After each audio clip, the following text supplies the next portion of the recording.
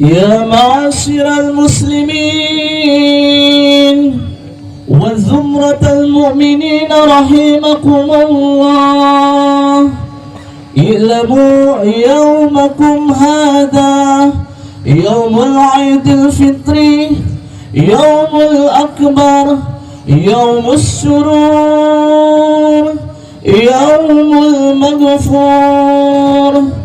إذا صعب خطيب على المنبر أمسكوا أثابكم الله واسمعوا أجاركم الله وأطيعوا رحيمكم الله.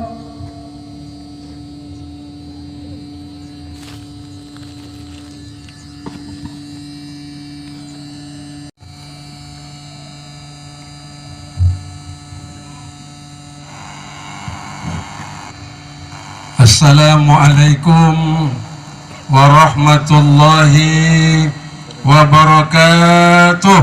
Waalaikumsalam warahmatullahi wabarakatuh. Allahu akbar, Allahu akbar, Allahu akbar, Allahu akbar, Allahu akbar walillahil hamd. Alhamdulillahi rabbil alamin. والعاقبة للمتقين ولا عدوان إلا على الظالمين. أشهد أن لا إله إلا الله الملك الحق المبين، وأشهد أن سيدنا محمدا عبده ورسوله صادق الوعد الأمين. اللهم صل وسلم وبارك على محمد وعلى آله وأصحابه ومن تبعهم بإحسان إلى يوم القيامة. Amma ba'du. Tidak ada ucapan yang paling baik kecuali rasa syukur kehadirat Allah Subhanahu wa Ta'ala. Dialah zat yang maha pengasih lagi maha penyayang, yang sampai hari ini masih memberikan kesempatan untuk hidup kepada semua kita. Mudah-mudahan kehidupan yang telah dan insya Allah akan kita jalani di kemudian waktu bagian dari tanda iman dan amal soleh kita kepada Allah Subhanahu wa Ta'ala. Izinkan kami lewat khutbah singkat ini, saya mengawali dengan satu ungkapan pendek. 1,000 miles must be begin from the step. 1000 langkah dalam hidup kita ini pasti diawali dengan satu langkah. Sudah ribuan langkah kita ayunkan dalam perjalanan kehidupan kita masing-masing. Dari mana dia berawal, kemana dia akan menuju, dan kemana dia akan berakhir. Selambat apapun kita melangkah, kalau tujuannya jelas, insya Allah kita pasti akan sampai. Tapi sebaliknya, secepat apapun kita melangkah dalam perjalanan hidup kita masing-masing, kalau tujuannya tidak jelas, pasti juga tidak akan sampai. Kita yakin dan tahu setiap yang lahir ke dunia ini pasti dalam keadaan telanjang. Tidak selahai benang pun menempel di badan kita. Tidak ada jabatan, tidak ada pangkat, tidak ada kekuasaan yang mengiringi kelahiran kita masing-masing. Tidak ada harta benda yang kita bawa lahir dari rahim ibu yang kita cintai dalam kondisi 0, 0, 0, dan tidak ada sesuatu yang kita bawa. Kalau hari ini sebagaimana baginda Rasul sallallahu alaihi wasallam bersabda, "Kawalitu min batni ummihi," seperti bayi yang baru lahir dari rahim ibunya. Tidak ada noda, tidak ada cacat, tidak ada celah. Ini makna kita beridul fitri, kembali kepada hari kemenangan, hari kesucian, hari di mana kita terlahir sama semuanya, yang alim, yang awam, yang pejabat, yang rakyat jelata, yang kaya, yang miskin, apapun status sosial, terlahir dalam kondisi telanjang. Maka hari ini kita pantas mengatakan minal aidin wal faizin wal makbulin. Maka isilah hati itu dengan iman. Ketika manusia berkata amantu billah, saya beriman kepada Allah, itu artinya dia tidak akan ruku dan sujud kecuali hanya kepada Allah. Dia tidak akan pernah melarikan berbagai persoalan hidupnya kecuali hanya kepada Allah.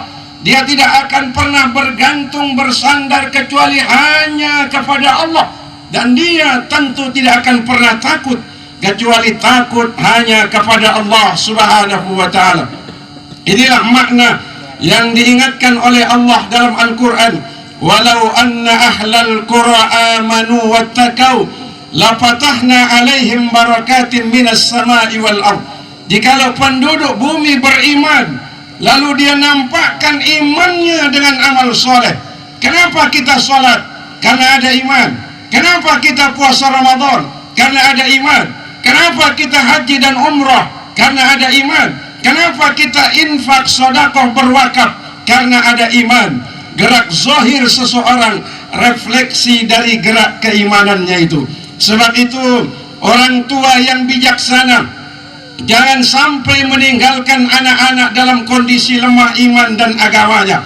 Kalau ada orang tua meninggalkan anaknya lemah pendidikannya, orang tua tidak bijaksana. Meninggalkan anak dalam kondisi lemah ekonominya, orang tua juga tidak bijaksana. Tapi meninggalkan anak dalam keadaan lemah iman, lemah akidah, tentu sangat tidak bijaksana. Intan paling mahal, mutiara paling berharga, la ilaha illallah Muhammadur Rasulullah. Satu kali kita bertuhankan Allah, sampai mati bertuhankan Allah. Satu kali la ilaha illallah, sampai mati la ilaha illallah Muhammadur Rasulullah sallallahu alaihi wasallam. Maka inilah yang paling berharga dalam perjalanan hidup. Yang lain boleh hilang, yang lain boleh binasa, yang lain boleh kita tinggal. Karena ini satu-satunya harta sejak dari dunia sampai pada masanya kita bertemu dengan Allah Subhanahu wa ta'ala. Yang kedua, sebagai khutbah yang singkat ini, mari kita jaga ukhuwah Islamiyah kita. Yang paling memungkinkan bersatu itu kita umat Islam. Tuhan yang kita sembah Tuhan yang sama Allah. Nabi yang kita ikuti Nabi yang sama, yaitu Rasul Muhammad sallallahu alaihi wasallam. Kiblat kita sama, gerakan sholat kita sama, bacaan sholat kita sama, kitab kuzi kita sama. Maka seorang muslim dia adalah bersaudara. Bukan bersaudara karena mungkin tidak sesuku, bukan bersaudara mungkin kita tidak satu bahasa, tapi kita sudah berkomitmen satu nusa, satu bangsa, satu bahasa. Dari suku apapun orang dilahirkan, apapun warna kulit dan bahasanya, kalau dia muslim, dia adalah saudara seiman dan seagama. Nilai-nilai persaudaraan ini yang harus kita kuatkan dalam hidup. Sebagaimana yang dijelaskan oleh Allah Subhanahu wa ta'ala, An-nas kulluhum li Adam wa Adam min turab, la fadla li arabiyyin ala jami'in illa bittaqwa. Dalam ayat yang lain dijelaskan kepada kita, sesungguhnya manusia diciptakan oleh Allah dari golongan laki-laki dan perempuan. Wa ja'alnakum syu'uban wa qabaila lita'arafu. Dijadikan kita bersuku-suku dan berbangsa untuk saling memahami, mengenal satu sama lain. Tugas kita apa? Apa tujuannya? Lita'arafu, agar kita menjadi hamba-hamba yang takwa.